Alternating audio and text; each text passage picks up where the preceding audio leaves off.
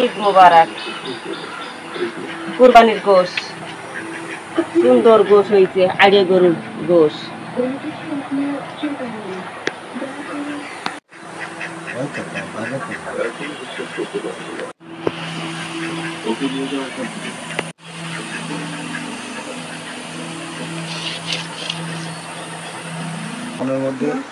ভালো লাগতেছে, করতেছি, এত ভালো লাগতেছে।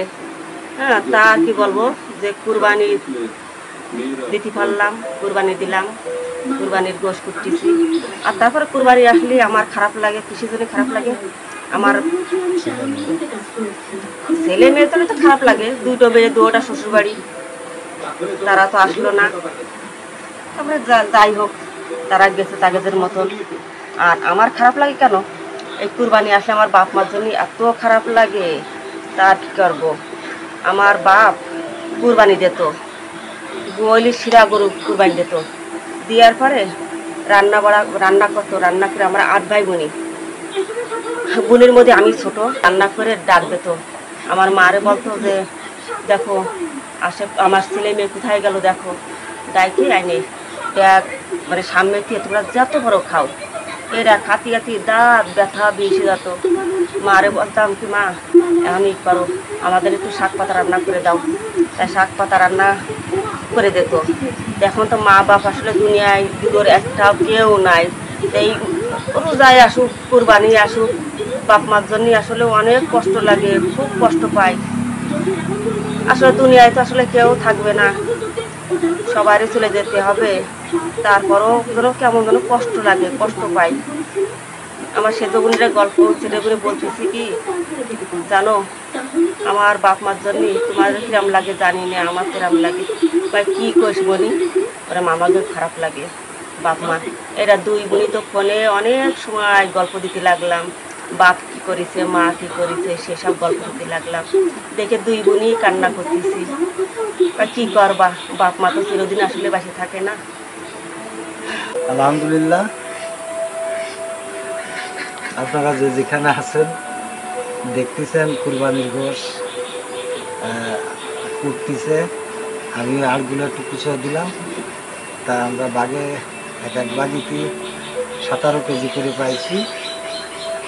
তাই সবাইকে দিয়ে দিয়ে আলহামদুলিল্লাহ যেটুকু আছে এটাতে আবার 3 ভাগ করে গরিব যারা আছে তাদেরকে দিতে হয়, আত্মীয়র ভাগ দিতে হয়। দিয়ে আমাদের যা আছে আলহামদুলিল্লাহ ভালোই আছে। সবাই আনন্দ করেন, রান্না করবো। ছেলে মেয়েরা তো আসলে তারা শ্বশুর বাড়ি, ছেলে মেয়েরা সব শ্বশুর বাড়ি। ওরা বলেছে যে আমরা ঈদের পরে যাব। তা ঠিক আছে, তোমরা শ্বশুর বাড়িতে আসো সবাই। এখন আমার কাছে আছে আমার দুটো ছেলে মেয়ে, আমার ছেলেটা আর আমার একটা ছোট্ট মেয়ে। তাদের আমি একটু রান্না করে দেবো। আর ওই মেয়েরা দুই মেয়ে আসলে রান্না বাড়া করে সেই সময় আপনাদের দেখাবো যে আমরা ছেলে মেয়ে নিয়ে, ফ্যামিলি নিয়ে সবাই এক জায়গায় বসে বসে খাচ্ছি।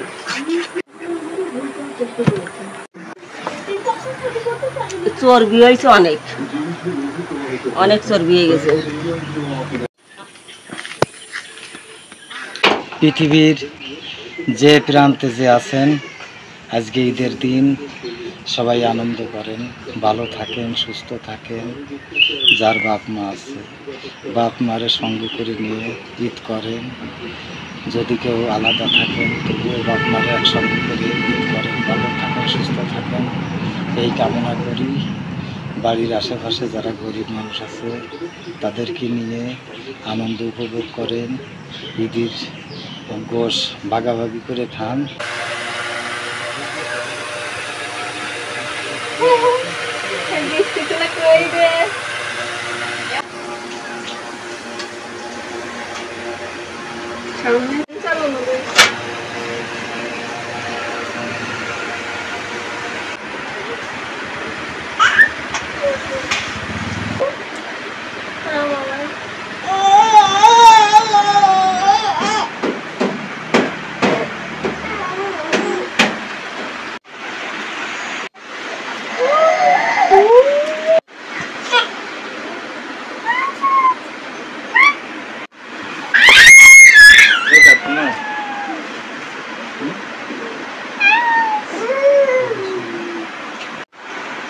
গোশটা খুব খাই ভালো হেবি সুন্দর ছেলে মেয়ে নিয়ে সবাই নিয়ে ভাত খাচ্ছে কোরবানির গোশ আপনারা যে দোকান থেকে দেখতেছেন সবাই ভালো থাকেন থেকে দেখতেছেন সবাই মিলেমিশে খাওয়া দাওয়া করবেন আমরা এই রান্না করলাম সবাই মিলেমিশে